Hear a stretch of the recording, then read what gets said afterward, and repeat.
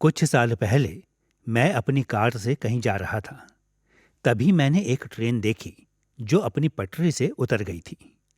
पटरी से उतर जाने की वजह से वह अपने स्थान पर ही खड़ी थी और कहीं आ जा नहीं पा रही थी। जब भी कोई ट्रेन अपनी पटरी से जिस पर उसे चलना है उतर जाती है तो वह वहीं स्थिर हो जाती है और इससे एक बड़ी समस्या खड़ी हो सकती है। खैर, आदिकाल में परमेश्वर ने अपनी सृष्टि के लिए एक पटरी या मार्ग तैयार किया और उन्हें आज्ञा दी कि वे इसका अनुसरण करें। यह मार्ग परमेश्वर की सृष्टि को एक भव्य एवं महिमामय भविष्य की ओर ले जाने के लिए था।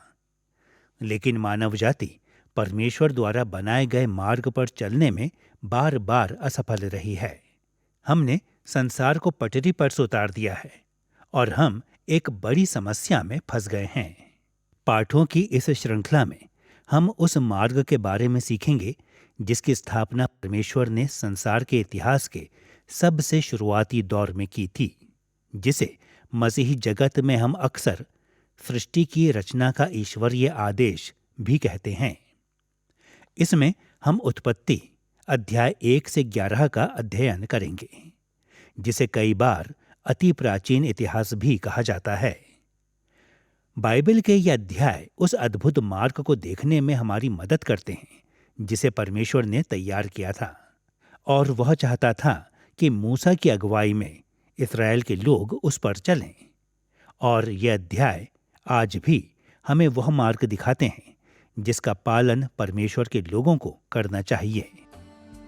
हमने अपने पहले पाठ का शीर्षक रखा है एक आदर्श संसार। यहाँ हम अपना ध्यान उत्पत्ति अध्याय 1 पद 1 से अध्याय 2 पद 3 पर केंद्रित करेंगे। अध्याय का यह वह अंश है जहाँ मूसा द्वारा हमें इस बात का प्रथम वर्णन मिलता है कि कैसे परमेश्वर ने इस संसार की अद्भुत और सुंदर क्रमानुसार रचना की और जिसे देखकर वह अति प्रसन्न हुआ। यहाँ हम देखेंगे कि यह आदर्श संसार उस भविष्य की एक झलक या पूर्वाभास कराता है जिस ओर मूसा के दिनों में परमेश्वर इस्राएल को ले गया था। संपूर्ण इतिहास के दौरान परमेश्वर अपने लोगों की अगुवाई इसी मंजिल की ओर करता रहा है। यह न केवल हमें यह दर्शाता है कि आरंभ में चीजें कैसी थीं, लेकिन यह भी कि आज हमारे जीवन को कैसा होना चाहिए, और यह भी कि युग के अंत में निश्चित रूप से हमारी दुनिया कैसी होगी। यह पाठ 4 भागों में विभाजित होता है। सबसे पहले हम उत्पत्ति अध्याय 1 से 11 के अति प्राचीन इतिहास की रूपरेखा प्रस्तुत करेंगे। दूसरा, हम उत्पत्ति अध्याय 1 पद 1 से अध्याय 2 पद 3 को ध्यान में रखते हुए बारीकी से इसकी साहित्यिक संरचना का अध्ययन करेंगे। तीसरा, इस भाग की संरचना के प्रकाश में हम इसके वास्तविक अर्थ का पता लगाएंगे। और चौथे और अंतिम भाग में हम इस अंश के लिए उचित वर्तमान प्रासंगिकता की खोज करेंगे। आइए उत्पत्ति अध्याय 1 से 11 के संपूर्ण अति प्राचीन इतिहास की रूपरेखा के साथ शुरू करते हैं। उत्पत्ति अध्याय 1 से 11 के प्रति हमारा दृष्टिकोण पहली नजर में थोड़ा अजीब लग सकता है, इसलिए हमें अपनी मौलिक रणनीति या योजना को समझाना चाहिए। बाइबल के इस भाग का अध्ययन करने में कम से कम 3 प्रमुख सिद्धांत हमारा मार्गदर्शन करेंगे। सबसे पहले इन अध्यायों के पीछे की प्रेरणा का स्रोत, दूसरा इन अध्यायों के पीछे की साहित्यिक पृष्ठभूमि, और तीसरा वह उद्देश्य जिसके लिए इन अध्यायों को लिखा गया था। सबसे पहले हम लोग उत्पत्ति अध्याय 1 से 11 सहित संपूर्ण पवित्र शास्त्र की ईश्वरीय प्रेरणा के प्रति दृढ़ता के साथ प्रतिबद्ध हैं। प्रेरणा स्रोत के बारे में हमारी पारंपरिक इंजीलवादी सोच उत्पत्ति की पुस्तक के इस भाग के बारे में 2 अति महत्वपूर्ण विशेषताओं की याद दिलाते हैं। पहला, इसकी विश्वसनीयता, और दूसरा इसकी सुविचारित रूपरेखा या डिजाइन।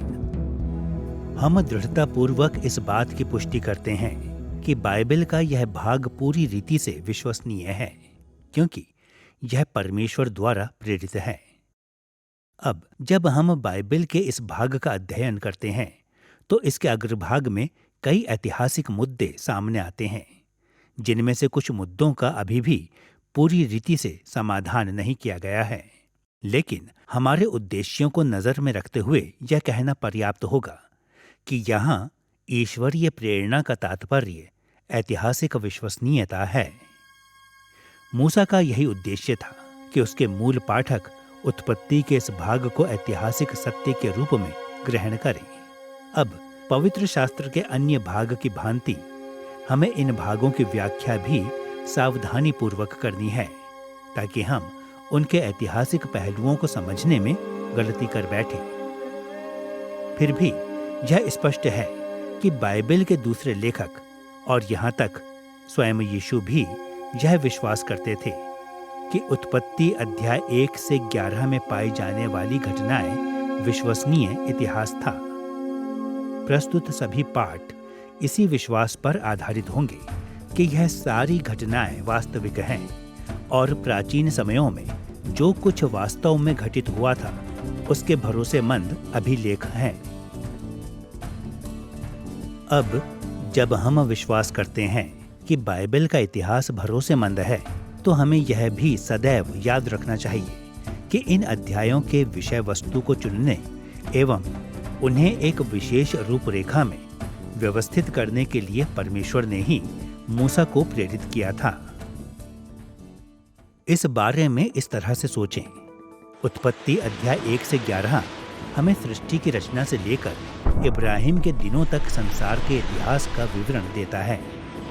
इब्राहिम लगभग 2000 से 1800 ईसा पूर्व के बीच जीवित रहा था। अब हम सब इस बात से भी सहमत होंगे कि मूसा ने उन दिनों में घटित बहुत सी वैश्विक घटनाओं को छोड़ दिया और इन 11 छोटे अध्यायों में कुछ को ही शामिल किया था। इसलिए उत्पत्ति अध्याय 1 से 11 को समझने के लिए हमें मूसा द्वारा किए गए चुनाव के साथ साथ इन अध्यायों की व्यवस्था एवं क्रम पर भी ध्यान देना चाहिए। जैसे जैसे हम समझेंगे कि मूसा ने कैसे बहुत ही सुविचारित ढंग से इस अति प्राचीन इतिहास की रूपरेखा तैयार की, वैसे वैसे हम कुछ बहुत ही महत्वपूर्ण सवालों का उत्तर दे पाएंगे। परमेश्वर ने मूसा को क्यों प्रेरित किया कि वह इन छोटी छोटी बारीक जानकारियों को दर्ज करे, और क्यों उन जानकारियों को मूसा से इस तरह से व्यवस्थित कराया जैसा कि स्वयं उसी ने किया है।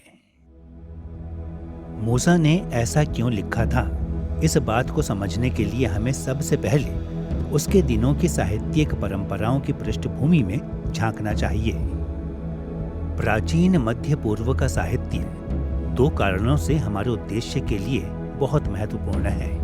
पहला, क्योंकि अति प्राचीन अभिलेख मूसा के लिए उपलब्ध थे, और दूसरा, क्योंकि मूसा ने वास्तव में अन्य अति प्राचीन का अध्ययन किया था। पुरातत्व खोज इस बात की पुष्टि करता है कि मूसा सृष्टि की उत्पत्ति के बारे में लिखने वाला पहला व्यक्ति नहीं था। यह सुनिश्चित है कि परमेश्वर ने मूसा को प्रेरित किया था, इसलिए उसके द्वारा दिया गया विवरण सत्य है। लेकिन मूसा के द्वारा इन बातों का वर्णन करने के पहले भी मध्य पूर्व में कई राष्ट्रों और समूहों ने इस अति प्राचीन इतिहास के बारे में कई पौराणिक कथाओं एवं महाकाव्य की रचना कर दी थी। इनमें से कुछ प्राचीन लेख काफी प्रसिद्ध हैं। कई लोगों ने एनुमा एलिश या बेबीलोन वाली सृष्टि की कहानी, या गिलगामेश महाकाव्य के टैबलेट 11 या बेबीलोन वाली जल प्रलय की कहानियों के बारे में सुना होगा। मिस्र और कनान में भी अति प्राचीन इतिहास की कहानियों का वृत्तांत पाया जाता है। इनके अलावा भी प्राचीन संसार में बहुत से अन्य दस्तावेज मौजूद हैं जो सृष्टि की शुरुआत और आरंभिक इतिहास के बारे में बताते हैं। और न सिर्फ यह, बल्कि इनमें से कई मध्य पूर्व काल में लिखे गए दस्तावेज मूसा की जवानी के दिनों के समय से उसके पास उपलब्ध थे। उसने मिस्र देश के शाही दरबारों में शिक्षा पाई थी और उसकी रचना और लेख इस बात को दर्शाते हैं कि वह प्राचीन संसार के साहित्य से परिचित था। जब मूसा ने परमेश्वर द्वारा प्रेरित अपने सच्चे प्राचीन इतिहास की रचना की, तब वह प्राचीन मध्य पूर्व के अन्य साहित्यिक परंपराओं से अच्छी तरह से वाकिफ था। यह जानते हुए कि अन्य अति प्राचीन अभिलेख मूसा के लिए उपलब्ध थे, अब हम अपना दूसरा प्रश्न पूछ सकते हैं। अन्य संस्कृतियों के मिथकों एवं महाकाव्यों के प्रति मूसा ने कैसे प्रतिक्रिया दी थी? जैसा कि हम पाठों की इस पूरी श्रृंखला में देखेंगे, मूसा ने नकारात्मक एवं सकारात्मक दोनों रूपों से अन्य अति प्राचीन परंपराओं के प्रति प्रतिक्रिया दी थी। झूठ का सामना करने के लिए मूसा ने स्वयं प्राचीन काल के सच्चे इतिहास को लिखा। हमें यह भी हमेशा याद रखना चाहिए कि मूसा की अगुवाई में चल रहे इस्राएली सभी तरह की सभ्यताओं और मूर्ति पूजक देश के प्रभाव में थे। उनके लिए हमेशा यह डर बना हुआ था कि कहीं वे यह ना मान बैठें कि सृष्टि की रचना बहुत से देवी देवताओं के प्रयासों और संघर्षों से हुई है, क्योंकि अगर ऐसा होता तो या तो उन्होंने अपने बाप दादाओं के सच्चे विश्वास को त्याग दिया होता, या इस सच्चाई में उन्होंने अन्य देशों की मान्यताओं और धार्मिक विश्वासों को मिला लिया होता। कई मायनों में मूसा ने सृष्टि की उत्पत्ति का इतिहास लिखा ताकि वास्तव में क्या घटित हुआ था इस बात की शिक्षा परमेश्वर के लोगों को दी जा सके।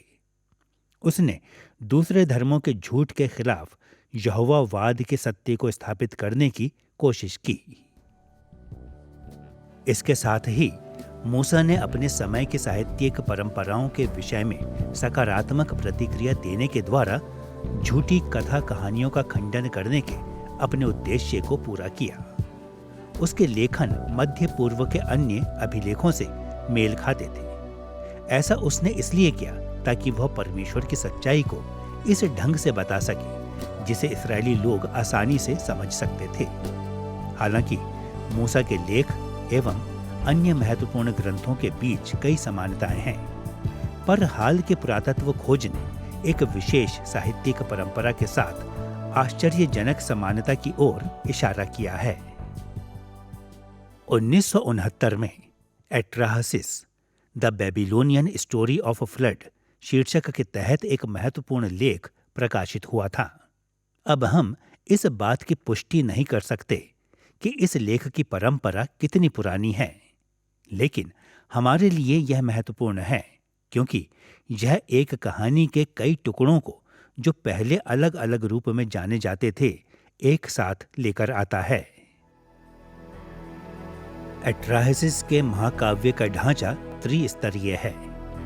यह मनुष्य की सृष्टि से आरंभ होता है और मानव इतिहास की आरंभिक अवस्था का भी वर्णन करता है। आदि मानव इतिहास के अंतर्गत मानव जाति की रचना के बाद आरंभिक मानव इतिहास का अभिलेख है, जो मानव जाति के कारण संसार के पतन और भ्रष्ट हो जाने पर विशेष रूप से ध्यान केंद्रित करता है और अंततः जल प्रलय के द्वारा न्याय और नए संसार की नई व्यवस्था के साथ इस दुष्टता का अंत किया जाता है।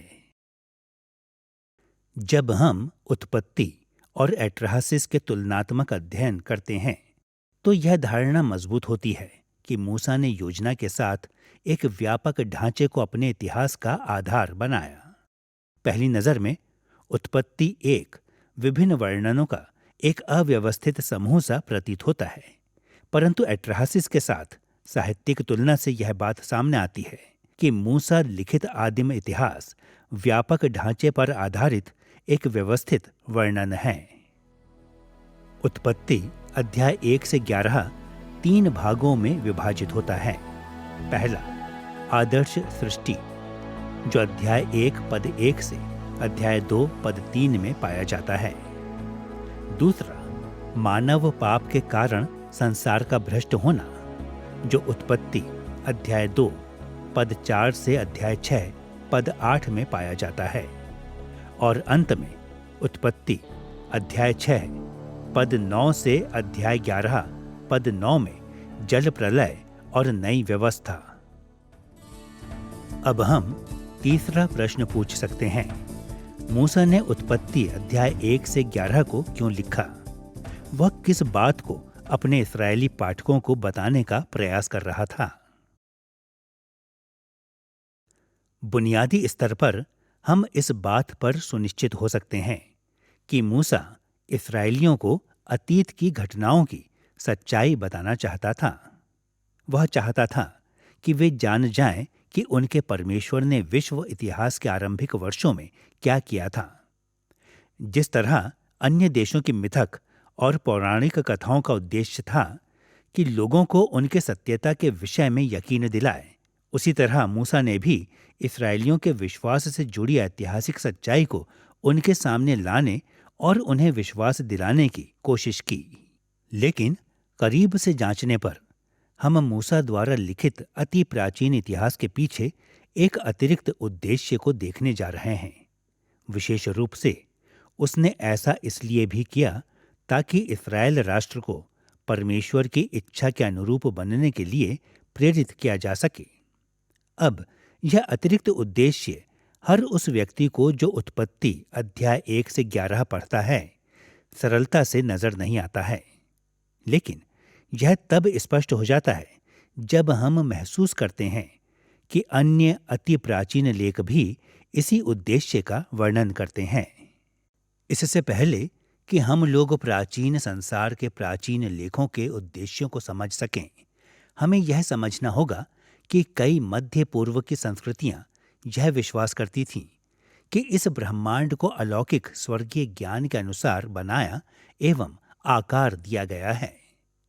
अपनी आदर्श अवस्था में यह ब्रह्मांड उसी ज्ञान या ईश्वरीय व्यवस्था के अनुसार कार्य करता था और सम्राट से लेकर दास तक समाज में प्रत्येक व्यक्ति की यह जिम्मेदारी थी कि जितना संभव हो सके उस ईश्वरीय व्यवस्था के अनुसार अनुकूल बने।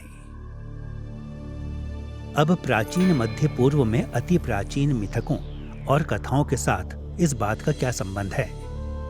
इस्राएल के आसपास की संस्कृतियों के पास अति प्राचीन अभिलेख थे जो समय की शुरुआत की घटनाओं के बारे में बताते हैं। उन्होंने ऐसा उन संरचनाओं को समझाने के लिए किया जिन्हें संसार में प्राचीन समयों में देवताओं ने बनाए थे। अति प्राचीन कालों से जुड़ी उनकी परंपराएं केवल आरंभिक विश्व इतिहास से ही संबंध नहीं रखती थी। अपने वर्तमान धार्मिक एवं सामाजिक प्रणाली को उचित सिद्ध करने हेतु उन्होंने अपने प्राचीन अभिलेखों को लिखा था। इन ग्रंथों के लेखकों ने, जो अक्सर पुजारी हुआ करते थे, उन तरीकों की ओर इशारा किया जिनमें देवताओं ने संसार को मूल रूप से व्यवस्थित किया था, ताकि यह दिखाया जा सके कि उनके अपने दिनों में चीजों को कैसा होना चाहिए। कभी कभी वे विशेष रूप से धार्मिक बातों जैसे कि मंदिरों और पुजारियों और अनुष्ठानों पर ही ध्यान केंद्रित करते थे। देवताओं द्वारा किस मंदिर को चुना गया था और कौन से पुजारी के परिवार को सेवा करनी थी। अन्य समयों पर वे व्यापक सामाजिक संरचनाओं जैसे राजनीतिक शक्ति और कानून को महत्व दिया करते थे, जैसे कि राजा किसे बनना है, कुछ लोग गुलाम क्यों हैं इत्यादि। उनकी कथाओं और मिथकों ने लोगों को देवताओं द्वारा रचित सृष्टि के रीति या नियमों के अनुरूप बनने के लिए प्रेरित किया, अर्थात उन संरचनाओं के अनुरूप जिसे देवताओं ने ब्रह्मांड के लिए निर्धारित किया था। जैसा कि हम इन पाठों में देखेंगे, मूसा ने उत्पत्ति अध्याय 1 से 11 को कुछ ऐसे ही कारणों की वजह से लिखा था। मूसा ने अपने अति प्राचीन इतिहास को परमेश्वर के उन तरीकों पर केंद्रित करते हुए लिखा जिन तरीकों से यहोवा ने आरंभ में संसार को सृजा एवं व्यवस्थित किया था। सृष्टि की रचना से लेकर बाबुल की मीनार तक मूसा ने वैसे ही लोगों को बताया जैसे अतीत में घटनाएं घटी थीं। फिर भी उसने ऐसा सिर्फ ऐतिहासिक रुचि के कारण नहीं किया था। जैसे जैसे मूसा ने मिस्र से प्रतिज्ञा किए हुए देश तक इस्राएलियों की अगुवाई की, उसने कई विरोधियों का भी सामना किया जो यह विश्वास करते थे कि उसने वास्तव में इस्राएलियों को गुमराह किया है। और इस विरोध के जवाब में यह अति प्राचीन इतिहास इस बात की पुष्टि करता था कि इस्राएल के लिए मूसा की नीतियां और लक्ष्य उन योजनाओं और रूपरेखा से मेल खाती थी जिसे संसार के लिए परमेश्वर ने स्थापित किया था। परिणाम स्वरूप मूसा की योजना का विरोध करना परमेश्वर के नियमों और आदेशों का विरोध करने के बराबर था। उत्पत्ति अध्याय 1 पद 1 से अध्याय 2 पद 3 में आदर्श सृष्टि के अपने लेख में मूसा ने दिखाया कि कनान देश की ओर जाने के द्वारा इस्राएल वास्तव में परमेश्वर के आदर्शों की ओर बढ़ रहा था। अध्याय 2 पद 4 से अध्याय 6 पद 8 में संसार के पाप में गिरने के विषय में लिखते हुए मूसा ने दिखाया कि मिस्र भ्रष्टाचार से भरा और कठिनाई का स्थान था, जो पाप के कारण आए परमेश्वर के श्राप के परिणाम स्वरूप हुआ था। अंत में उत्पत्ति अध्याय 6 पद 9 से अध्याय 11 पद 9 में जल प्रलय और उसके परिणाम स्वरूप नई व्यवस्था के अपने अभिलेख में मूसा ने इस्राएलियों को दिखाया कि वह उन्हें कई आशीषों के साथ नई व्यवस्था की ओर ले जा रहा था। ठीक वैसे ही जैसे उससे पहले संसार में नूह के द्वारा नई व्यवस्था और कई आशीषें आई थीं। ये अति प्राचीन तथ्य इस्राएल के भविष्य के लिए मूसा के दर्शन को पूरी रीति से उचित ठहराते थे। यदि वह इस्राएल को इस सत्य के विषय विश्वास दिला पाता है तो इस्राएल में पाए जाने वाले विश्वास योग्य लोग मिस्र से फिर जाएंगे और कनान देश को अपनी ईश्वरीय विरासत के रूप में अपना लेंगे। अब जब हमने उत्पत्ति 1 से 11 अध्यायों के अति प्राचीन इतिहास के प्रति अपने सामान्य दृष्टिकोणों को प्रस्तुत कर दिया है, हम उत्पत्ति की पुस्तक के पहले भाग को बारीकी से देखने की स्थिति में हैं। उत्पत्ति अध्याय 1 पद 1 से अध्याय 2 पद 3 में वर्णित परमेश्वर का आदर्श संसार। अधिकांश इवेंजलिकल मसीही या इंजीलवादी जब बाइबल के पहले अध्याय के बारे में सोचते हैं तो वे उन सभी विवादों के बारे में विचार करते हैं जो इसकी व्याख्या से संबंधित हैं। जैसे, क्या परमेश्वर ने 6 सामान्य दिनों में सृष्टि की रचना की? उत्पत्ति अध्याय 1 के दिन क्या एक लंबे युग या समय के बराबर थे? या क्या उत्पत्ति अध्याय 1 एक काव्य और परमेश्वर की रचनात्मक गैर ऐतिहासिक गतिविधि का पर्व मात्र है जिसका इतिहास से कोई संबंध नहीं? ये सभी दृष्टिकोणों बहुत से इंजीलवादी मसीहों या इवेंजलिस्ट के बीच स्वीकार किया जाता है। हालांकि मेरा अपना मत यह है कि उत्पत्ति अध्याय 1 सिखाती है कि परमेश्वर ने सृष्टि को 6 सामान्य दिनों में ही बनाया था। बाइबल पर विश्वास करने वाले सभी मसीही इस विचार को नहीं मानते हैं। जब हम इन पाठों में दिए गए उत्पत्ति के इन शुरुआती अध्यायों की ओर बढ़ते हैं तो हमारी चिंता इनमें पाए जाने वाले ऐतिहासिक मुद्दों के प्रति इतनी नहीं है जितनी इनमें उठने वाले साहित्यिक प्रश्नों के प्रति है। हम इस बात में ज्यादा रुचि रखते हैं कि मूसा ने इस अध्याय को कैसे और क्यों लिखा था, इन पंक्तियों में कौन सी साहित्यिक संरचनाएं दिखाई दे रही हैं और मूसा के उद्देश्य को समझने में ये संरचनाएं कैसे हमारी मदद करती हैं। हमें यह ध्यान में रखकर शुरू करना चाहिए कि इस अध्याय के 3 प्रमुख चरण हैं, अर्थात आरंभ, मध्य एवं अंत। मूसा द्वारा रचित सृष्टि की कहानी जो उत्पत्ति अध्याय 1 पद 1 से 2 में दर्ज है वह इसका आरंभिक चरण है। इन पदों की विषय वस्तु को हम अंधकारपूर्ण बेडौल संसार के रूप में सारांशित कर सकते हैं। इसके बाद अध्याय 1 पद 3 से 31 जो मध्य चरण को गठित करता है, जिसके अंतर्गत हम 6 दिन में सृष्टि की रचना या सृष्टि को व्यवस्थित करने वाले 6 दिन का विवरण पाते हैं। आखिर में अध्याय 2 पद 1 से 3 जो अंतिम चरण का हिस्सा है, जिसमें सप्त के दिन का वर्णन है या जिसे हम आदर्श संसार भी कह सकते हैं।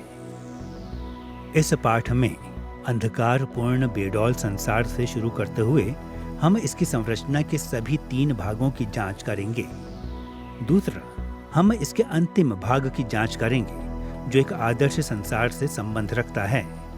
और अंत में हम उन 6 दिनों की जांच करेंगे जिसमें परमेश्वर ने संसार को व्यवस्थित किया था। आइए पहले उत्पत्ति अध्याय 1 पद 1 से 2 के अंधकारपूर्ण बेडौल संसार की ओर देखते हैं। उत्पत्ति अध्याय 1 के पहले भाग को देखने पर हम पृथ्वी पर फैली वाली अव्यवस्था और परमेश्वर की आत्मा के बीच एक बहुत ही प्रभावशाली तनाव को देखते हैं। पद 1 में शीर्षक देने के द्वारा और पद 2 में संसार की शुरुआती दशा का वर्णन करने के द्वारा अध्याय 1 पद 1 से 2 की आरंभिक पद एक मंच तैयार करती है। अध्याय 1 पद 2 में मूसा ने इसे किस तरह प्रस्तुत किया है उसे सुनिए। पृथ्वी बेडौल और सुनसान पड़ी थी और गहरे जल के ऊपर अंधियारा था तथा परमेश्वर का आत्मा जल के ऊपर मंडराता था। इस पद में हम एक तरह के प्रभावशाली तनाव को महसूस करते हैं जो इस पूरे अध्याय में बना हुआ है। इस तनाव के एक ओर पृथ्वी बेडौल और सुनसान पड़ी है। यह जैसा कि इब्रानी भाषा में कहा गया है टोहू व बोहू। यह इब्रानी वाक्य बाइबल में बार बार देखने को नहीं मिलता है, इसलिए हमारे लिए इसका सटीक अर्थ मालूम करना मुश्किल है। लेकिन कई विद्वानों का मानना है कि पृथ्वी निवास करने लायक नहीं थी, मानव जीवन के प्रतिकूल थी। बहुत कुछ उन रेगिस्तान या बयाबान के जैसी जिसमें मानव जीवन के पनपने की कोई गुंजाइश नहीं थी। अतः इस पद की शुरुआत में हम देखते हैं कि एक निर्जन अंधकारपूर्ण आदिमकालीन अव्यवस्थित गहरे जल ने पूरी पृथ्वी को ढक रखा है। तनाव में दूसरा तत्व भी है जो अध्याय 1 पद 2 में दिखाई देता है। मूसा ने लिखा कि परमेश्वर का आत्मा जल के ऊपर मंडराता था। जो इब्रानी शब्द यहाँ पर इस्तेमाल किया गया है वह है मेर खेफेत, जिसका अर्थ है ऊपर उड़ना या ऊपर मंडराना। इस तरह हम इस अध्याय की शुरुआत में एक बहुत ही नाटकीय दृश्य को देखते हैं। एक ओर हम पृथ्वी पर अव्यवस्था को देखते हैं और दूसरी तरफ उसी अव्यवस्था और बेडौलपन के ऊपर परमेश्वर का आत्मा मंडराता था। परमेश्वर पृथ्वी पर फैली अव्यवस्था और बेडौलपन को दूर करने हेतु कार्यवाही करने के लिए तैयार था। इस प्रारंभिक नाटकीय तनाव ने कई प्रश्नों को जन्म दिया है। परमेश्वर का आत्मा क्या करेगा? बेडौलपन का क्या होगा? शुरुआती पदों के इस प्रारंभिक नाटकीय तनाव को ध्यान में रखकर अब हम मूसा द्वारा लिखित अभिलेख के अंतिम भाग में इस तनाव के समाधान के विषय में चर्चा करेंगे। उत्पत्ति अध्याय 2 पद 1 से 3 में पाया जाने वाला आदर्श संसार। इस भाग की संरचना बहुत स्पष्ट एवं सरल है।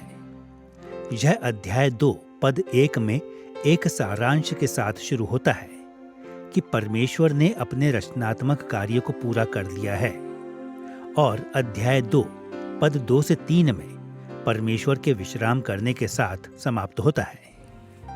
उत्पत्ति अध्याय 2 पद 2 से 3 में हम इन वचनों को पढ़ते हैं। और परमेश्वर ने अपना काम जिसे वह करता था 7वें दिन समाप्त किया और उसने अपने किए हुए सारे काम से 7वें दिन विश्राम किया। और परमेश्वर ने 7वें दिन को आशीष दी और पवित्र ठहराया। जब मूसा ने परमेश्वर को सब्त के दिन विश्राम में प्रवेश करते हुए उस दिन को विशेष आशीष देते हुए और उसे पवित्र ठहराते हुए वर्णित किया था, तो उसने यह घोषित किया था कि पृथ्वी पर फैली हुई अव्यवस्था और उसके ऊपर मंडरा रही परमेश्वर की आत्मा के बीच उपस्थित तनाव का समाधान हो गया है। परमेश्वर ने अंधकार को अपने अधीन कर लिया था, बेडौल पृथ्वी और गहरे जल के ऊपर अपना प्रभुत्व स्थापित किया था और अपने बनाए सुव्यवस्थित सुंदर संसार से वह प्रसन्न था।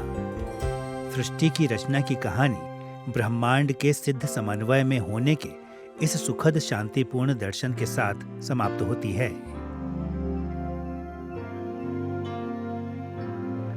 अब जब हमने यह समझ लिया है कि मूसा द्वारा रचित सृष्टि के आरंभ का वृत्तांत किस तरह से शुरू एवं समाप्त होता है, तो हमें इस अनुच्छेद के मध्य भाग पर भी विचार करना चाहिए, जो इस बात का विवरण देता है कि कैसे बेडौल संसार और उसके ऊपर मंडरा रही परमेश्वर की आत्मा के बीच के तनाव का समाधान हुआ था।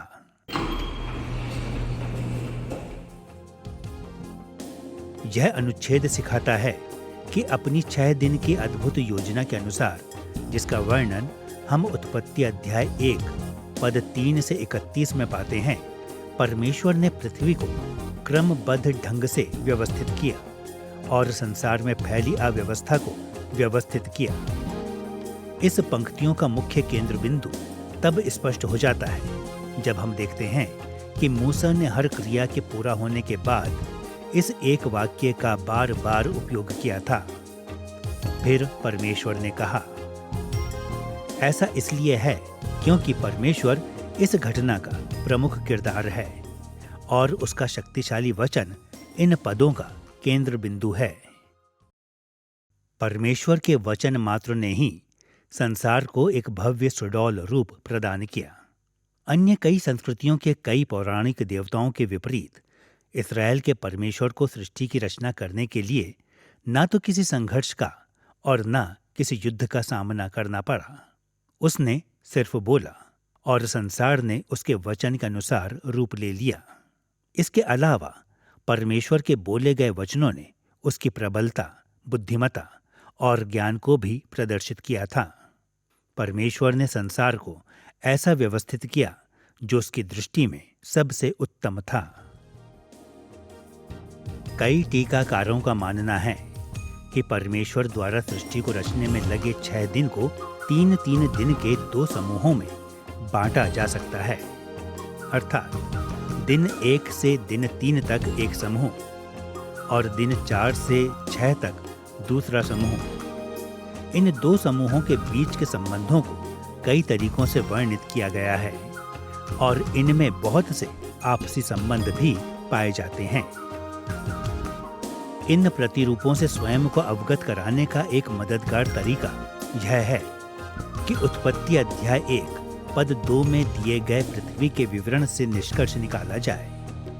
आपको याद होगा कि मूसा ने कहा था कि पृथ्वी बेडौल और सुनसान पड़ी थी। टोहू व बोहू 3 दिनों के 2 समूहों के महत्व को समझाने के लिए इन शब्दों का प्रयोग किया जा सकता है। एक और पहले 3 दिनों के दौरान परमेश्वर ने इस तथ्य को सामने रखकर कार्य किया कि पृथ्वी बेडौल पड़ी थी। कहने का तात्पर्य है एक क्षेत्र को दूसरे से अलग करने और अपनी सृष्टि के भीतर अधिकार क्षेत्रों को आकार देने के द्वारा परमेश्वर ने अपनी सृष्टि को रूप दिया। दूसरी ओर अंतिम 3 दिनों के दौरान परमेश्वर ने इस तथ्य के साथ कार्य किया कि बेडौल पृथ्वी सुनसान या खाली पड़ी थी। उसके लिए परमेश्वर का उपाय यह था कि उसके द्वारा बनाए गए विभिन्न जीव जंतुओं और अन्य निवासियों द्वारा पृथ्वी के खालीपन को भरा जाए। पहले 3 दिनों के बारे में सोचें। पहले दिन परमेश्वर ने दिन को रात से अलग किया था। इससे पहले कि वहां सूर्य होता, परमेश्वर ने अंधकारपूर्ण बेडौल संसार के अंधेरे में अपने उजाले को चमकाया था। दूसरे दिन में परमेश्वर ने पृथ्वी के ऊपर एक गोल गुंबद या आकाश को बनाकर उसके नीचे के जल को और ऊपर के जल को अलग किया था। इस ईश्वरीय कार्य ने हमारे ग्रह के लिए वायुमंडल की रचना की, यानी पृथ्वी पर के जल को ऊपर आकाश के मध्य अंतर पैदा करना। तीसरे दिन परमेश्वर ने सूखी भूमि को समुद्र से अलग किया। समुद्र के जल को एक जगह इकट्ठा किया जिससे सूखी भूमि दिखाई दी। सूखी भूमि पर वनस्पति बढ़ने लगी। इस तरह पहले 3 दिनों में परमेश्वर ने बेडौल संसार को रूप दिया, उजियाले को अंधकार से अलग किया, आकाश रूपी अंतर करके ऊपर के जल और नीचे के जल को अलग किया और पृथ्वी पर शुष्क भूमि को स्थापित किया। मूसा के अभिलेख के अनुसार एक बार जब परमेश्वर ने पहले 3 दिनों के दौरान अधिकार क्षेत्रों को बनाने के द्वारा पृथ्वी के बेडौलपन को एक स्वरूप दे दिया, तो उसने अपने अंतिम 3 दिनों में इन क्षेत्रों में रहने के लिए निवासियों या प्राणियों की सृष्टि की और पृथ्वी के खालीपन को भरा। चौथे दिन परमेश्वर ने उजियाले और अंधियारे के जगहों को भरने के लिए, जिन्हें उसने पहले दिन में बनाया था, आकाश में सूर्य, चंद्रमा और सितारों को रचा। इन आकाशीय निकायों को दिन और रात पर अलग अलग प्रभुता करने और प्रकाश देने के लिए आकाश में रखा गया था। 5वें दिन परमेश्वर ने आकाश में पक्षियों और समुद्रों में समुद्री जीवों को रखा। इन जीवों ने ऊपर आकाश और नीचे समुद्र के जल को भर दिया, जिन्हें परमेश्वर ने दूसरे दिन बनाया था। अंत में 6ठे दिन परमेश्वर ने सूखी भूमि पर जानवरों और मनुष्य को रखा। इन निवासियों ने सूखी भूमि को भरा, जिसे परमेश्वर ने तीसरे दिन समुद्र से बाहर निकाला था। मूसा ने सारी सृष्टि और उनके निवासियों को अपने अपने स्थान में एकत्र किया। एक शब्द में परमेश्वर ने अंधकारपूर्ण बेडौल संसार को एक भव्य और उत्कृष्ट रूप दिया, और ऐसा करने के लिए उसने 6 दिनों का उपयोग किया। उसका कार्य इतना अद्भुत था कि 6 बार परमेश्वर ने कहा, अच्छा है। और जब उसने मानव जाति को सूखी भूमि पर रहने के लिए बनाया, तो उसने कहा, वह बहुत ही अच्छा है। मूसा ने यह पूरी तरह स्पष्ट कर दिया कि परमेश्वर ने जो कुछ बनाया था उससे वह अत्यधिक प्रसन्न था।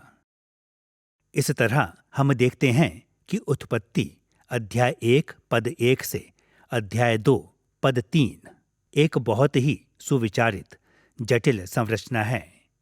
यह अध्याय संसार के बेडौलपन और उसके ऊपर मंडराती परमेश्वर की आत्मा के साथ शुरू होता है।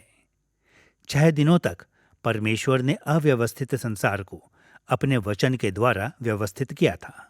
इसके फलस्वरूप 7वें दिन परमेश्वर अपने द्वारा लाई गई आदर्श व्यवस्था से प्रसन्न हुआ और उसने सब्त के दिन विश्राम का आनंद लिया। अब जबकि हमने उत्पत्ति अध्याय 1 पद 1 से अध्याय 2 पद 3 के बड़े साहित्यिक संरचना का अध्ययन कर लिया है, तो हम यह देखने के लिए तैयार हैं कि इन पंक्तियों के वास्तविक या मूल अर्थ को कैसे व्यक्त किया गया है। हमने पहले ही देख लिया है कि बड़े पैमाने पर मूसा के अति प्राचीन इतिहास का उद्देश्य इस्राएल के निर्गमन और विजय को यह दिखाने के द्वारा सत्यापित करना था कि इस्राएली लोग उस व्यवस्था के कितने अनुरूप हैं जिसे परमेश्वर ने संसार के शुरुआती दौर में स्थापित किया था। लेकिन उत्पत्ति अध्याय 1 पद 1 से अध्याय 2 पद 3 के विशेष वृत्तांत में इस सामान्य उद्देश्य ने किस तरह से अपने आप को प्रकट किया है। किस तरह मूसा ने इस्राएल के लिए अपनी सेवा को सृष्टि की कहानी के साथ जोड़ा। एक बार फिर उत्पत्ति अध्याय 1 पद 1 से अध्याय 2 पद 3 के 3 प्रमुख भागों को देखने के द्वारा हम पता लगाएंगे कि मूसा ने ऐसा कैसे किया था। पहले हम अंधकारपूर्ण बेडौल संसार को देखेंगे, फिर हम आदर्श रूप से व्यवस्थित संसार के आखिरी भाग की ओर मुड़ेंगे और अंत में हम इस अध्याय के बीच के भाग को देखेंगे जहां परमेश्वर संसार को व्यवस्थित करता है। आइए पहले अध्याय 1 पद 1 से 2 को देखें। अंधकारपूर्ण बेडौल संसार। हमारे उद्देश्यों के लिए उत्पत्ति की पुस्तक के पहले 2 पदों की सबसे महत्वपूर्ण विशेषता नाटकीय तनाव है, जिसका उल्लेख पद 2 में किया गया है।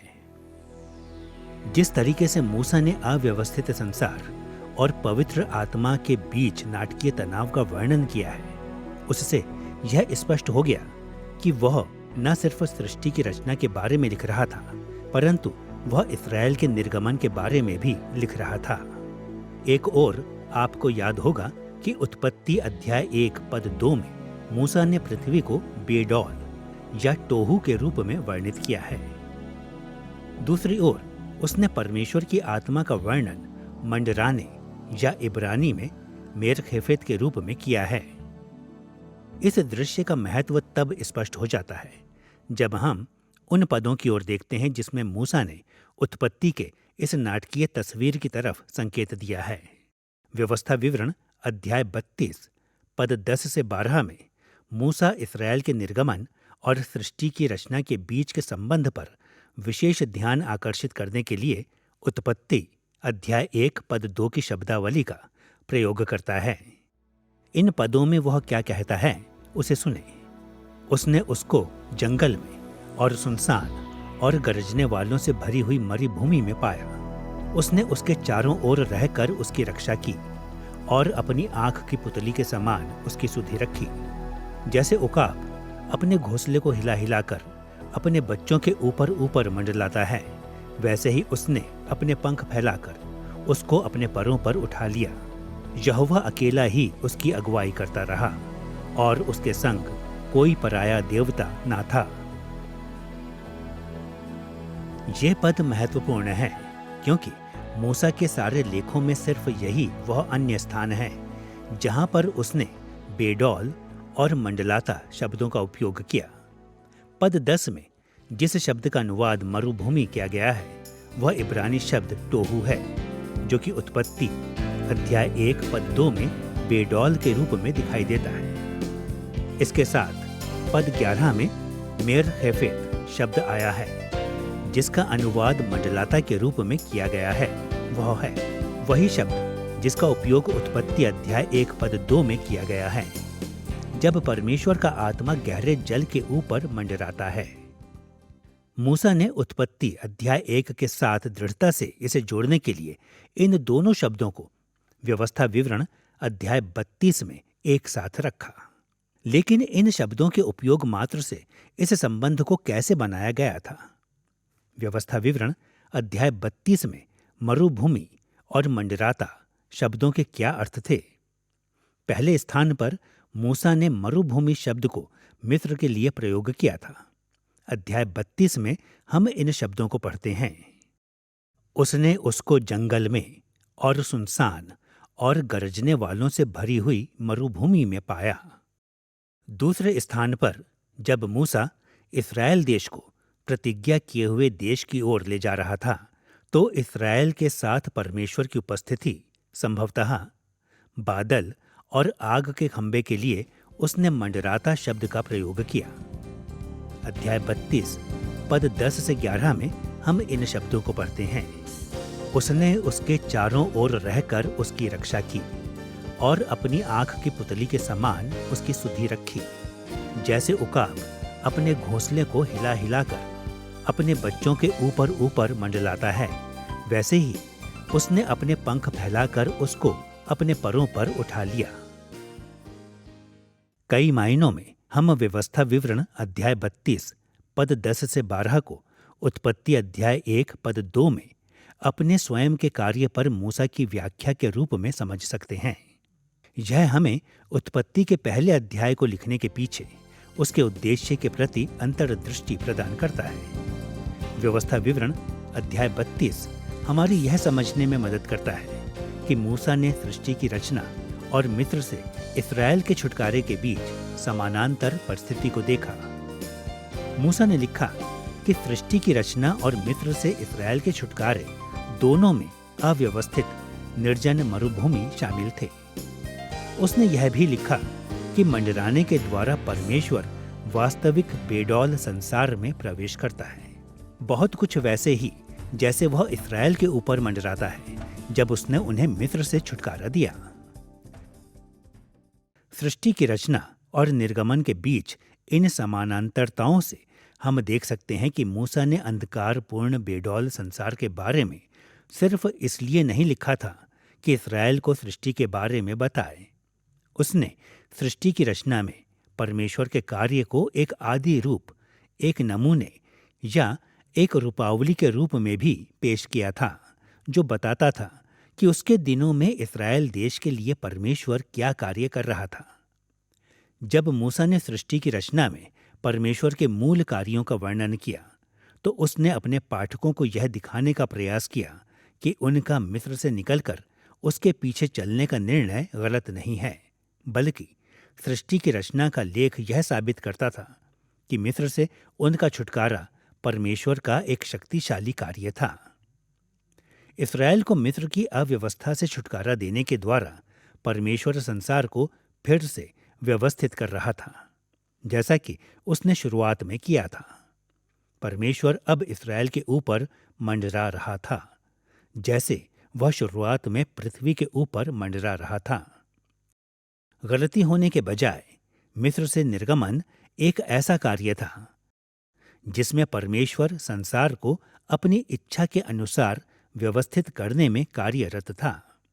सारांश में, मिस्र से इस्राएल का छुटकारा सृष्टि की पुनः रचना से कम नहीं था।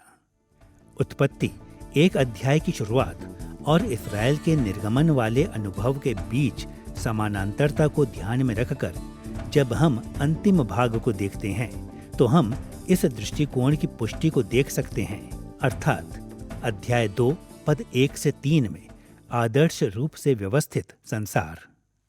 आपको याद होगा कि सृष्टि की कहानी परमेश्वर के विश्राम में जाने के साथ समाप्त होती है। उत्पत्ति अध्याय 2 पद 2 से 3 में विश्राम के लिए इब्रानी शब्द है शबत, या जैसा कि हम इसे कहते हैं सब्त, और यह शब्दावली एक अन्य तरीके से सृष्टि की कहानी को इस्राएल के निर्गमन से जोड़ती है। मूसा और इस्राएली लोग शबत शब्द का प्रयोग मुख्यतः उन अनुष्ठानों की ओर इशारा करते हुए करते थे जिनका आनंद वे मूसा की व्यवस्था के अनुसार उठाएंगे।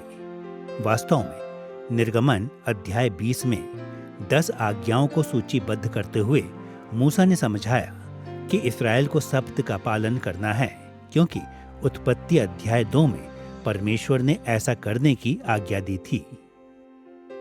तू विश्राम दिन को पवित्र मानने के लिए स्मरण रखना, क्योंकि 6 दिन में यहोवा ने आकाश और पृथ्वी और समुद्र और जो कुछ उनमें है सबको बनाया, और 7वें दिन विश्राम किया। जब इस्राएल ने उत्पत्ति की पुस्तक में पढ़ा कि परमेश्वर ने 7वें दिन विश्राम किया, तो वे उत्पत्ति की कहानी को शब्द के अनुष्ठानों और 10 आज्ञाओं के साथ जोड़ने से स्वयं को रोक नहीं पाए।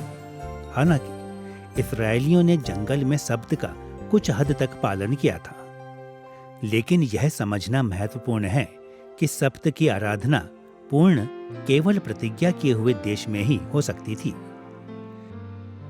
जैसा कि हम निर्गमन अध्याय 20 पद 8 से 11 में पाते हैं, इस्राएलियों को साप्ताहिक सब्त का पालन करना था, लेकिन उन्हें अन्य पवित्र दिनों या सब्तों को भी मानना था।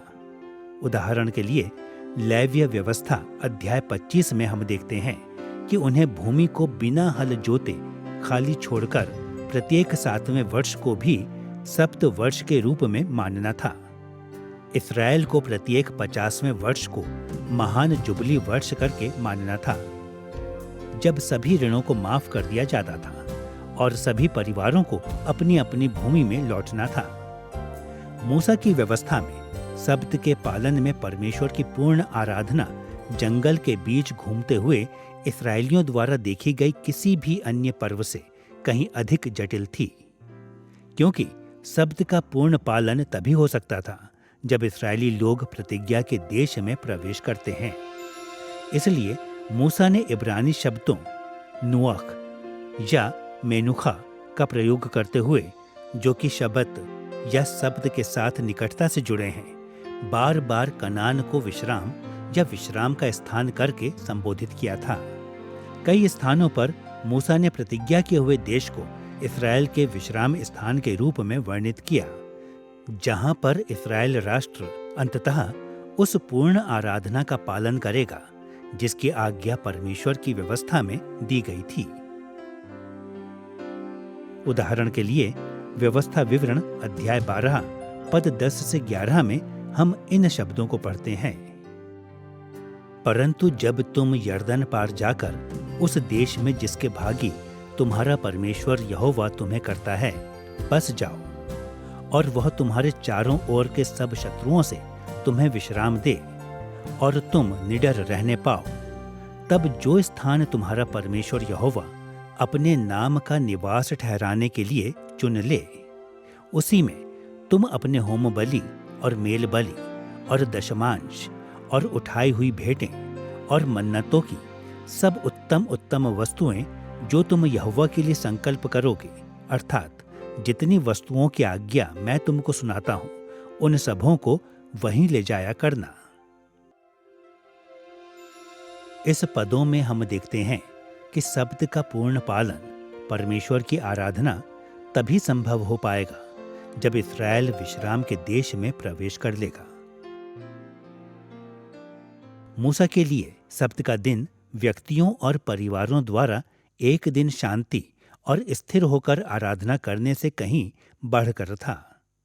सब्त विश्राम के देश में मूसा के दर्शन का सबसे महत्वपूर्ण आयाम था, अर्थात उस विशेष स्थान पर आराधना करना एवं उत्सव मनाना जहां परमेश्वर अपने नाम को स्थापित करेगा।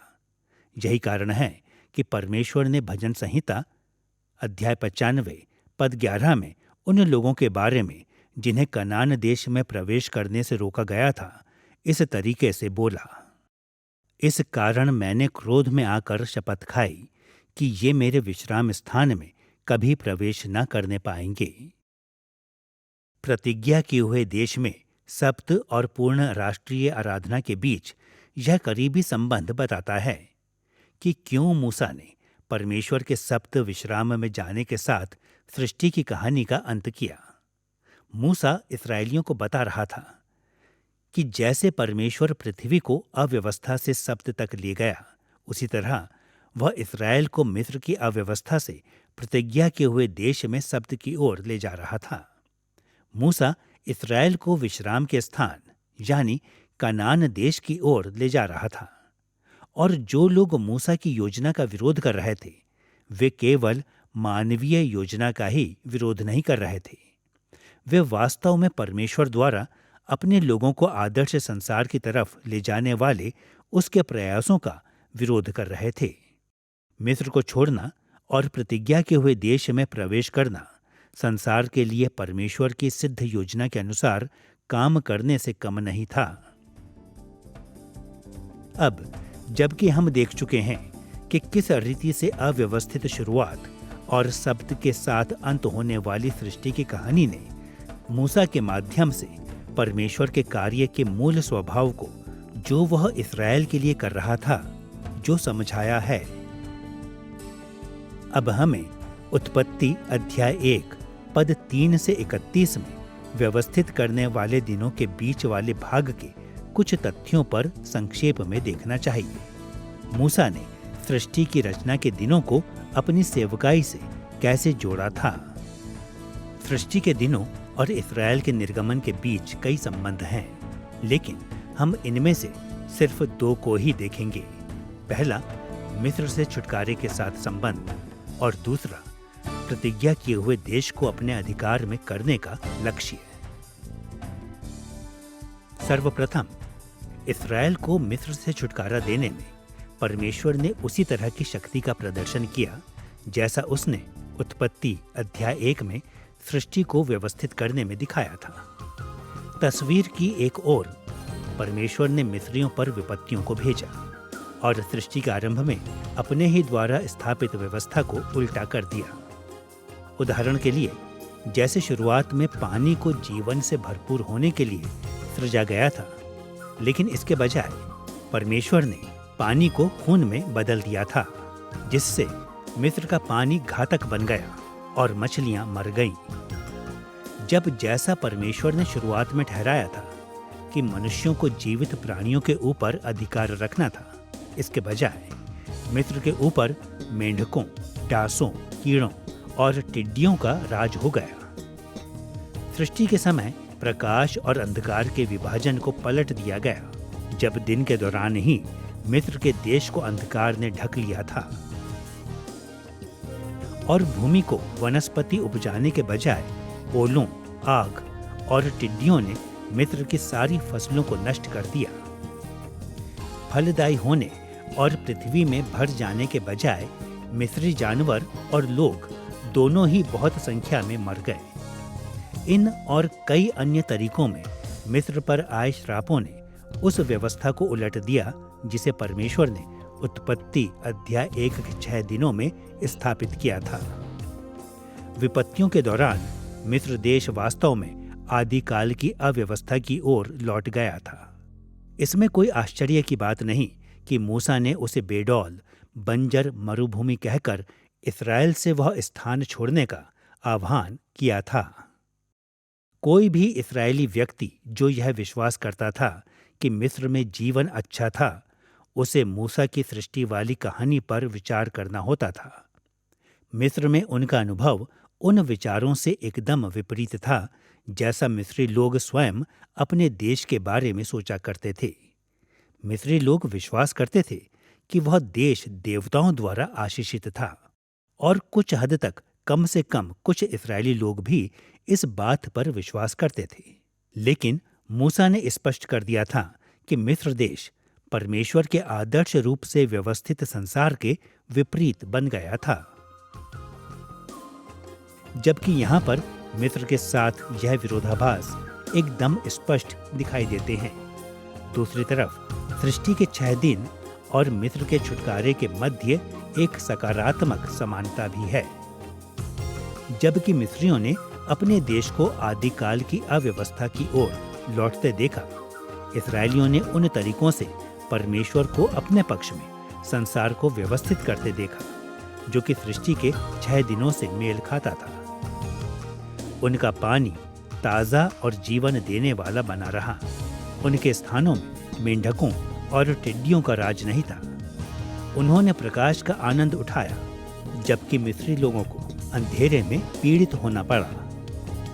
इस्राएलियों के खेत उपजाऊ बने रहे, उनके जानवर सुरक्षित थे और इस्राएली लोग मिस्र में रहते हुए बहुत बढ़ते गए। और इससे भी अधिक, सृष्टि के ऊपर अपने नियंत्रण के आश्चर्यजनक अद्भुत प्रदर्शन करते हुए परमेश्वर ने लाल समुद्र को रोक कर रखा और इस्राएलियों के सामने सूखी भूमि को प्रकट किया, ठीक वैसे ही जैसे सृष्टि के तीसरे दिन वह प्रकट हुई थी।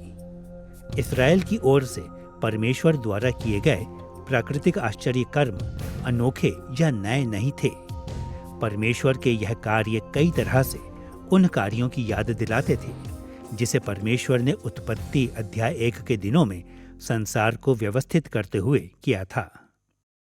उत्पत्ति अध्याय 1 में जिस तरीके से परमेश्वर ने पृथ्वी को व्यवस्थित किया था और जिस तरीके से उसने इस्राएलियों को मिस्र से छुड़ाया था, इनके बीच समानताओं ने मूसा के पाठकों को दिखाया कि उनकी ओर से किया गया परमेश्वर का कार्य सृष्टि के उसके कार्य के समानांतर था।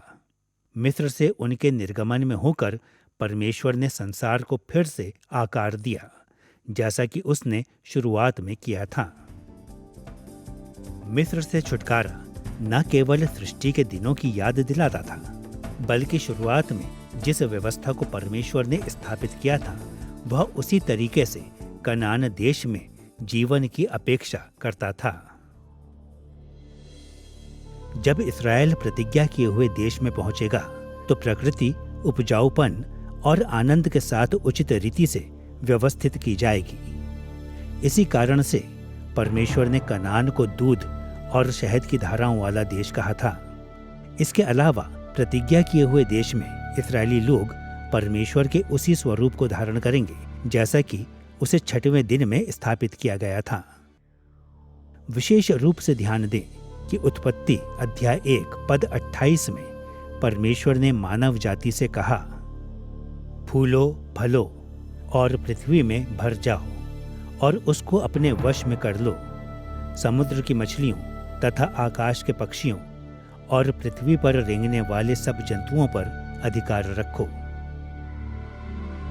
हालांकि इस्राएल ने मिस्र में भी इस आशीष का कुछ अनुभव किया था, परंतु यह कनान देश ही था जहां पर परमेश्वर इस्राएल को और अधिक मात्रा में प्रतिष्ठित करेगा। मूसा के नेतृत्व में इस्राएली लोग उस स्थान की ओर अग्रसर थे जहां सृष्टि में वे इस आदर्श पदवी को प्राप्त करने में सफल होंगे। उस बात को लेव्य व्यवस्था अध्याय 26 पद 9 में सुनिए, जिसकी प्रतिज्ञा परमेश्वर ने की थी कि इस्राएल के देश में विश्वास योग्य इस्राएलियों के साथ क्या होगा। और मैं तुम्हारी ओर कृपा दृष्टि रखूंगा और तुमको फलवंत करूंगा और बढ़ाऊंगा और तुम्हारे संग अपनी वाचा को पूर्ण करूंगा। यहाँ पर उत्पत्ति अध्याय 1 पद 28 की ओर एकदम साफ संकेत है। परमेश्वर ने उत्पत्ति अध्याय 1 पद 28 में कहा था, फूलो फलो और पृथ्वी में भर जाओ। लेव्य व्यवस्था अध्याय 26 पद 9 में वह कहता है कि वह उन्हें फलवंत करेगा और देश में उनकी संख्या को बढ़ाएगा। कनान देश उस अद्भुत संसार के समान होगा जिसे परमेश्वर ने शुरुआत में व्यवस्थित किया था। कनान स्वाभाविक सद्भाव का स्थान होगा जहां पर परमेश्वर का स्वरूप इस पृथ्वी पर अपनी वास्तविक भूमिका को पूरा करने में सक्षम होगा।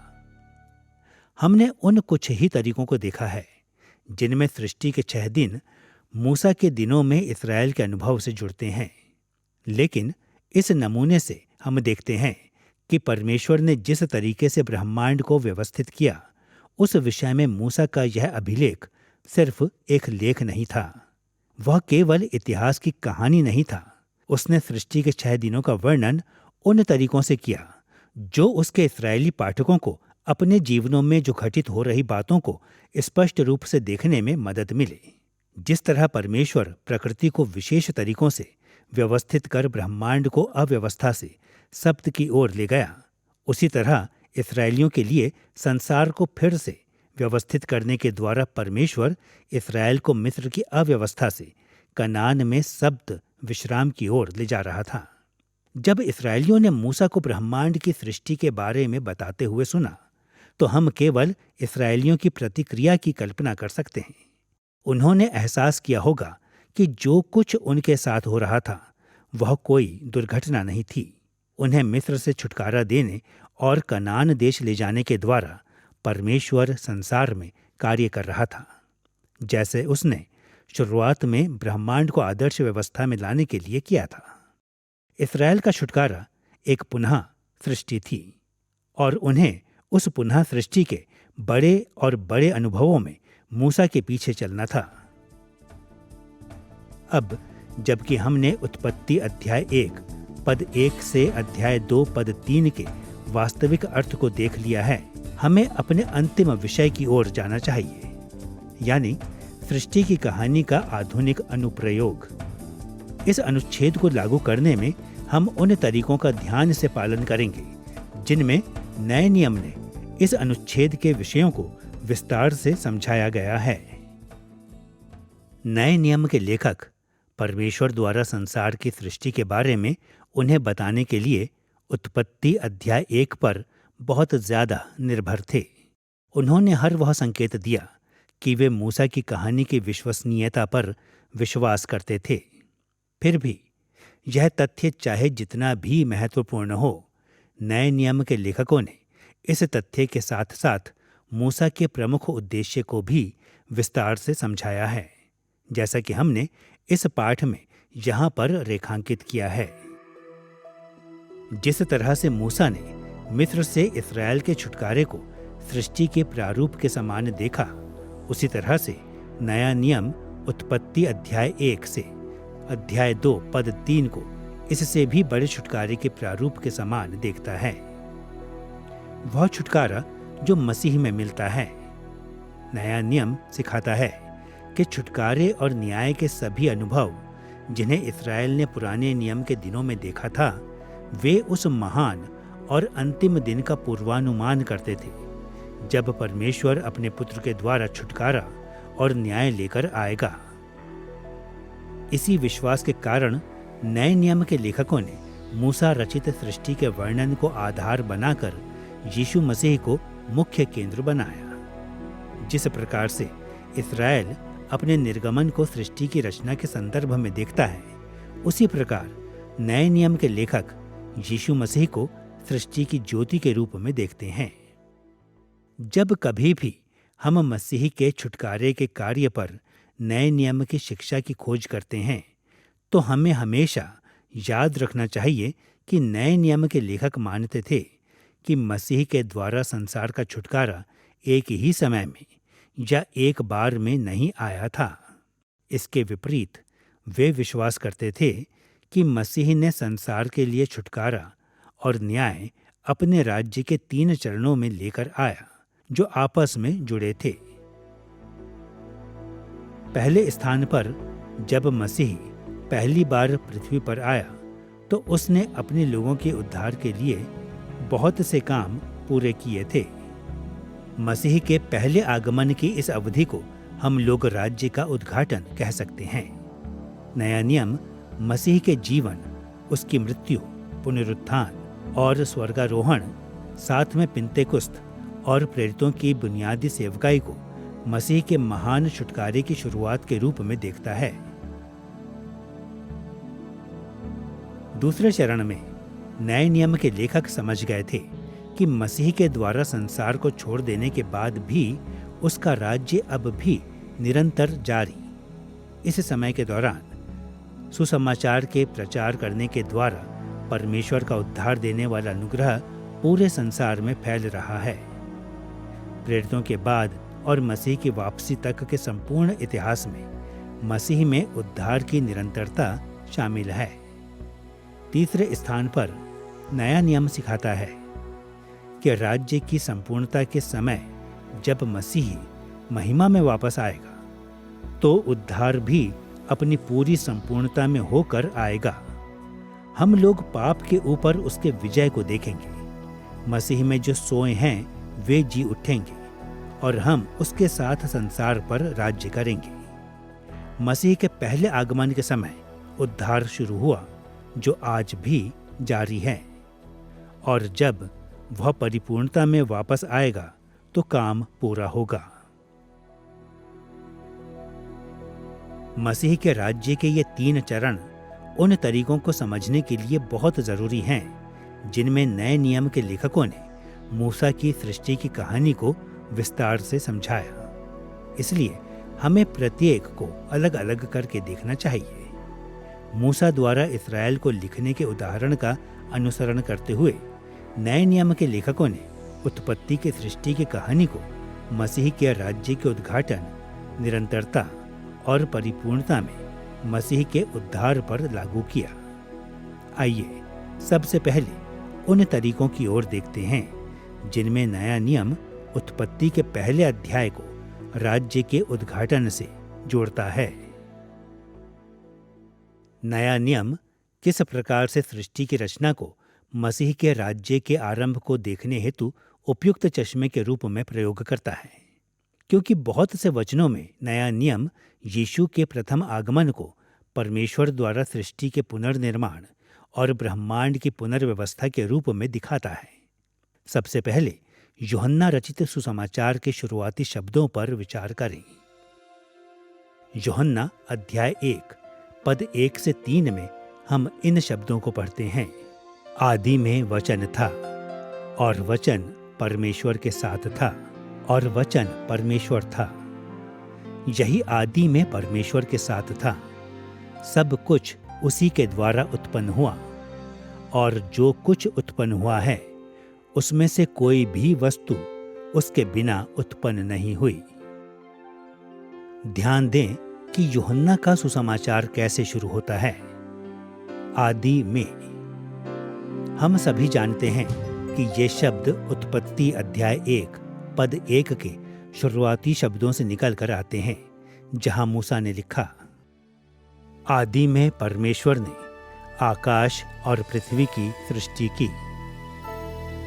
शुरुआत से ही यूहन्ना अपने पाठकों को उत्पत्ति में पाए जाने वाली सृष्टि की कहानी के ढांचे के अंतर्गत रखता है। फिर यूहन्ना आगे कहता है कि मसीह त्रिएक परमेश्वर का एक रूप या व्यक्ति है जिसने सब वस्तुओं की रचना की। वह परमेश्वर का वचन है जो सृष्टि के समय बोला गया था, जिसके द्वारा संसार को पहली बार रचा गया था। हालांकि ये पद सृष्टि की कहानी के स्पष्ट संदर्भ के साथ शुरू होते हैं, लेकिन जैसे जैसे हम यूहन्ना अध्याय 1 में आगे पढ़ना जारी रखते हैं, हम पाते हैं कि यूहन्ना योजनाबद्ध तरीके से उत्पत्ति से हटकर घटनाओं के उन दूसरे समूह की ओर जाता है जो सृष्टि की कहानी के समानांतर थी। अगले पदों यानी यूहन्ना अध्याय 1 पद 4 और 5 में जो उसने लिखा उसे सुनिए। उसमें जीवन था और वह जीवन मनुष्यों की ज्योति था। ज्योति अंधकार में चमकती है और अंधकार ने उसे ग्रहण ना किया। इस बिंदु पर यूहन्ना उत्पत्ति के विषयों पर निष्कर्षों को निकालना जारी रखता है, विशेषकर प्रकाश के विषय को, जिसको परमेश्वर ने अंधकारपूर्ण अव्यवस्थित संसार में पहले दिन स्थापित किया था। फिर भी यीशु को उत्पत्ति के प्रकाश मात्र के रूप में दर्शाने के बजाय यूहन्ना ने मसीह के देहधारण को एक ऐसे प्रकाश के रूप में इंगित किया जो संसार में पाप के कारण आए अंधकार के मध्य चमकता है। सृष्टि से ध्यान हटाकर मसीह के आगमन पर जाने के द्वारा यूहन्ना ने उजागर किया था कि मसीह में संसार के पापमय अंधकार के विरुद्ध चमकने के द्वारा परमेश्वर संसार की अव्यवस्था के विरुद्ध में काम किया, ठीक वैसे ही जैसे उसने शुरुआत में किया था। कुछ ऐसा ही विषय दूसरा कुरिन्थियों अध्याय 4 पद 6 में दिखाई देता है। वहां पौलुस ने अपनी सेवकाई की महिमा की कुछ इस रीति से व्याख्या की है, इसलिए कि परमेश्वर ही है जिसने कहा, अंधकार में से ज्योति चमके, और वही हमारे हृदयों में चमका कि परमेश्वर की महिमा की पहचान की ज्योति यीशु मसीह के चेहरे से प्रकाशमान हो। यहां पर पौलुस के शब्द प्रत्यक्ष रूप से उत्पत्ति अध्याय 1 की ओर इशारा कर रहे हैं। परमेश्वर ने कहा, अंधकार में से ज्योति चमके। उसने अपने शब्दों में ज्योति को प्रकट करने के द्वारा सृष्टि के मूल क्रम पर ध्यान आकर्षित किया, लेकिन फिर भी वह सृष्टि की कहानी के महत्वपूर्ण समानांतर पर ध्यान आकर्षित करता है। परमेश्वर ने अपनी ज्योति हमारे हृदयों में चमकाई है जब परमेश्वर की महिमा यीशु मसीह के चेहरे में दिखाई दी थी।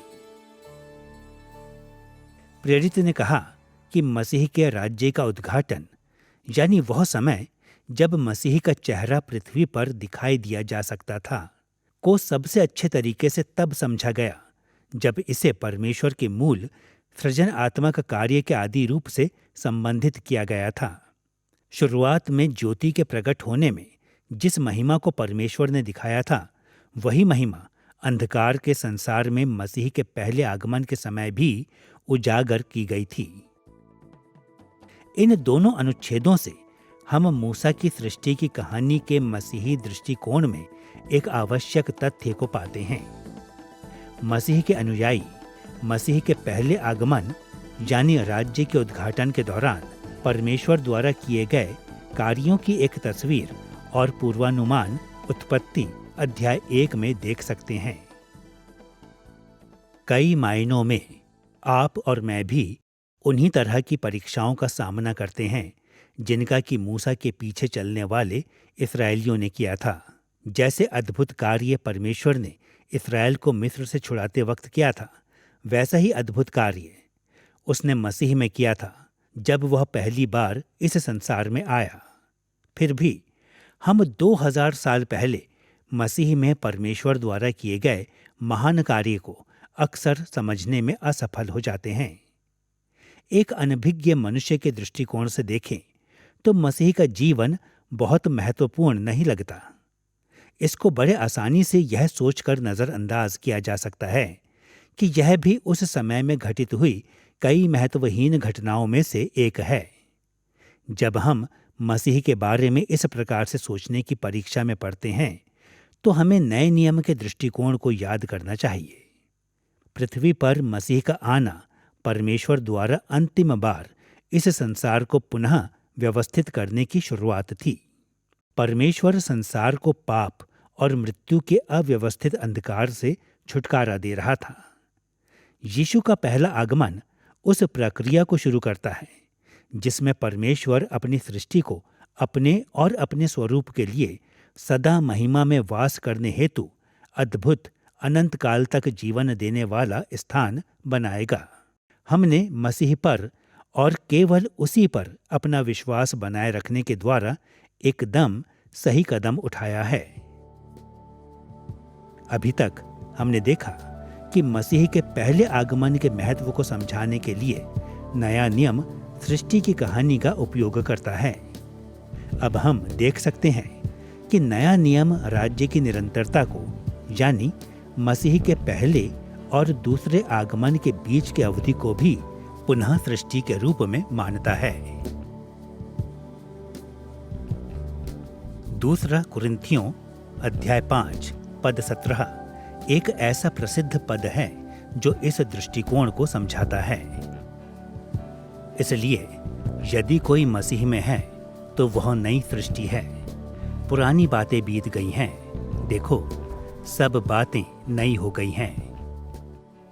किंग जेम्स संस्करण इस पद का यह कहते हुए अनुवाद करता है कि जब कोई व्यक्ति मसीह में होता है तो वह नया प्राणी बन जाता है। यह अनुवाद दुर्भाग्यपूर्ण है क्योंकि यह उत्पत्ति अध्याय 1 की सृष्टि की कहानी के लिए पौलुस के इशारे को व्यक्त करने में असफल साबित होती है। यहाँ यूनानी शब्द किटिसिस, जिसका सही अनुवाद सृष्टि है, जैसा कि ज्यादातर आधुनिक अनुवादों में है, न कि प्राणी। वास्तव में अनुच्छेद के इस भाग का मूल रूप से ऐसे अनुवाद किया जा सकता है, एक नई सृष्टि है। पौलुस का तात्पर्य ऐसा प्रतीत होता है कि जब लोग बचाए जाने वाले विश्वास के साथ मसीह के पास आते हैं तो वे एक नए राज्य, एक नए संसार, एक नई सृष्टि का हिस्सा बन जाते हैं। इस धारणा के प्रकाश में हम देखते हैं कि राज्य की निरंतरता के दौरान जब पुरुष एवं महिलाएं मसीह पर अपना विश्वास लाते हैं तो वे नई सृष्टि का अनुभव करते हैं।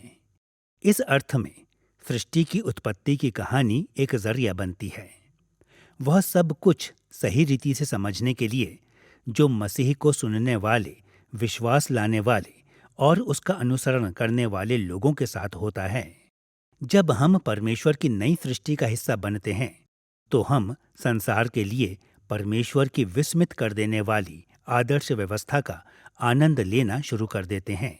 इस कारण इसमें कोई आश्चर्य की बात नहीं कि पौलुस व्यक्ति के उद्धार की प्रक्रिया को दूसरे तरीके से भी समझाता है, जो कि मूसा की सृष्टि की कहानी से निकलता है। कुलुस्सियों अध्याय 3 पद 9 और 10 में हम इन वचनों को पढ़ते हैं, क्योंकि तुमने पुराने मनुष्यत्व को उसके कामों समेत उतार डाला है और नए मनुष्यत्व को पहन लिया है, जो अपने सृजनहार के स्वरूप के अनुसार ज्ञान प्राप्त करने के लिए नया बनता जाता है। इस अनुच्छेद में प्रेरित ने समझाया है कि उत्पत्ति अध्याय 1 के संदर्भ में मसीह के अनुयायियों के साथ क्या घटित होता है। हम लोग अपने सृजनहार के स्वरूप में नए बनते जाते हैं। बेशक पौलुस ने उत्पत्ति अध्याय 1 पद 27 की ओर इशारा किया है, जहां मूसा ने कहा था कि परमेश्वर के आदर्श संसार में आदम और हव्वा शामिल थे, जो परमेश्वर के स्वरूप में सृजे गए थे। मसीह के राज्य की निरंतरता के दौरान हम पाते हैं कि हम लोग परमेश्वर के स्वरूप के समान अपने पहले माता पिता की दशा को वापस पाने की आजीवन प्रक्रिया में लगातार नए बनाए जा रहे हैं। ये दो अनुच्छेद दिखाते हैं कि मसीह के कार्य को समझने के लिए नया नियम मूसा के वृत्तांत को एक मानक के रूप में इस्तेमाल करता है। ऐसा उसने न केवल राज्य के उद्घाटन में बल्कि इसकी निरंतरता में भी किया है। इसमें कोई संदेह नहीं कि नए नियम के लेखक मूसा की सृष्टि की कहानी में पाए विषयों को एक अंतिम चरण में ले जाते हैं। न सिर्फ उन्होंने मसीह के पहले आगमन को एक नई सृष्टि की शुरुआत के रूप में देखा और राज्य की निरंतरता को ऐसे समय के रूप में जब व्यक्ति अपने जीवन में नई सृष्टि के प्रभावों का आनंद लेता है, लेकिन उन्होंने सृष्टि के विषयों को मसीह के कार्य के अंतिम चरणों पर भी लागू किया, यानी राज्य की परिपूर्णता पर। नए नियम में कम से कम दो अनुच्छेद इस संबंध में स्पष्ट नजर आते हैं। पहला, इब्रानियों अध्याय 4, जो मूसा की सृष्टि की कहानी के संदर्भ में मसीह की वापसी की ओर इशारा करता है, क्योंकि 7वें दिन के विषय में उसने कहीं यूं कहा है, परमेश्वर ने 7वें दिन अपने सब कामों को निपटा करके विश्राम किया।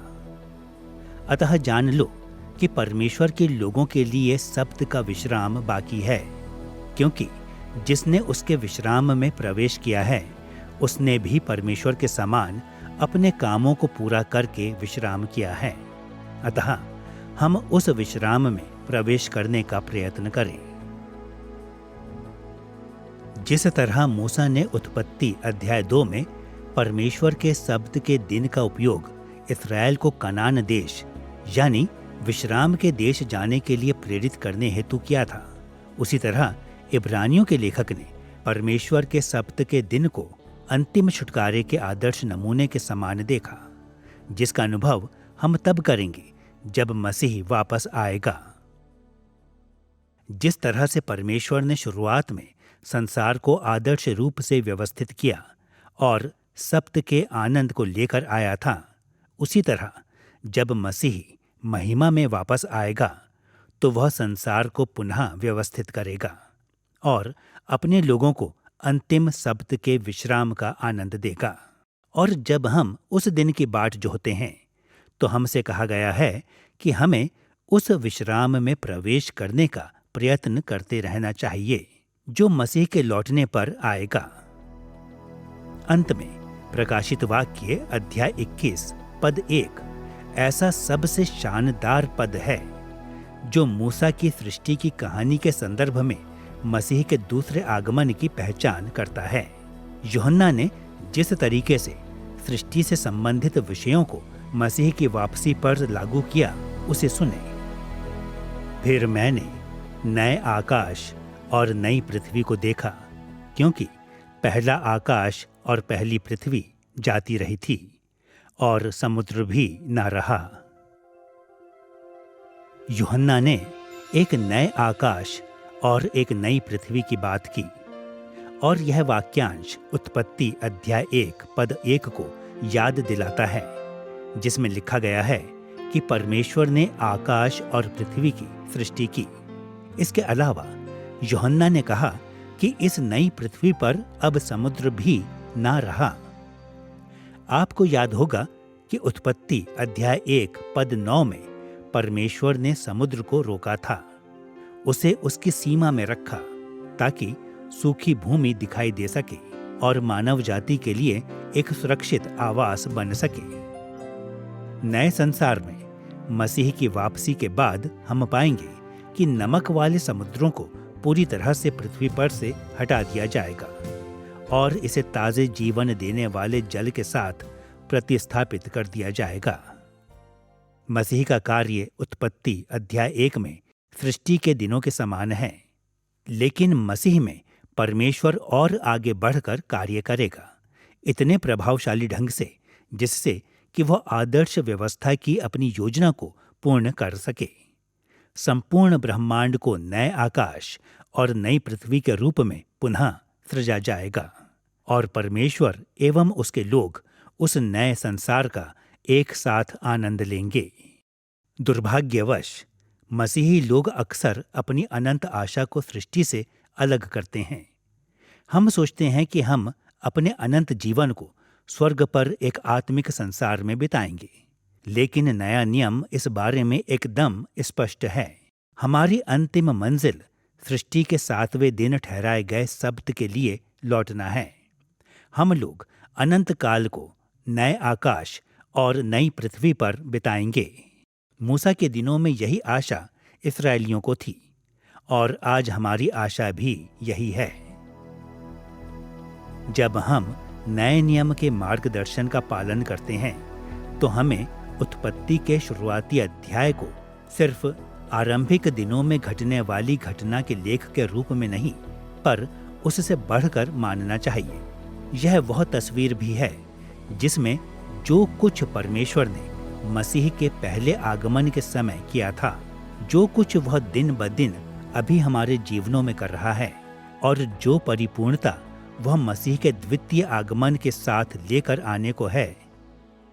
मसीह के राज्य के तीनों चरणों में परमेश्वर इस संसार और हमारे जीवनों में पाप और मृत्यु द्वारा आई गड़बड़ी या अस्त व्यस्तता के खिलाफ कार्यवाही करते हुए आगे बढ़ता है। राज्य के उद्घाटन, निरंतरता और समापन या परिपूर्णता में वह संसार को उसके आदर्श मंजिल के मार्ग पर स्थापित कर रहा है, अर्थात अपने लोगों के लिए एक अद्भुत नई सृष्टि। इस पाठ में हमने 4 प्रमुख विचारों को देखा। उत्पत्ति अध्याय 1 से 11 का व्यापक उद्देश्य, उत्पत्ति अध्याय 1 पद 1 से अध्याय 2 पद 3 की संरचना और वास्तविक अर्थ, और वे तरीके जिनमें नया नियम सृष्टि की कहानी के मूल विषयों को मसीही और हमारे जीवनों पर लागू करता है। मूसा लिखित सृष्टि के इतिहास को इस दृष्टिकोण से देखने पर वर्तमान में इसके बहुत गहरे निहितार्थ सामने आते हैं। आज के समय में रहने वाले मसीहों के रूप में हमें देखने की जरूरत है कि किस तरह से उत्पत्ति में मूसा के मूल उद्देश्य मसीह में हमारे जीवनों पर लागू होते हैं।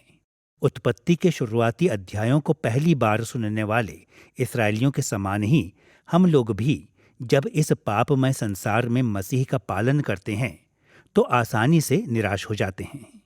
लेकिन जिस तरह मूसा ने अपने पाठकों को विश्वास करने के लिए प्रोत्साहित किया था कि वे सही मार्ग पर चल रहे हैं, जो उन्हें परमेश्वर के आदर्श संसार की ओर ले जा रहा है, उसी तरह हमें भी प्रोत्साहित होना चाहिए कि हम भी मसीह में होकर परमेश्वर के अद्भुत मार्ग पर चलते हुए आदर्श संसार की ओर बढ़ रहे हैं।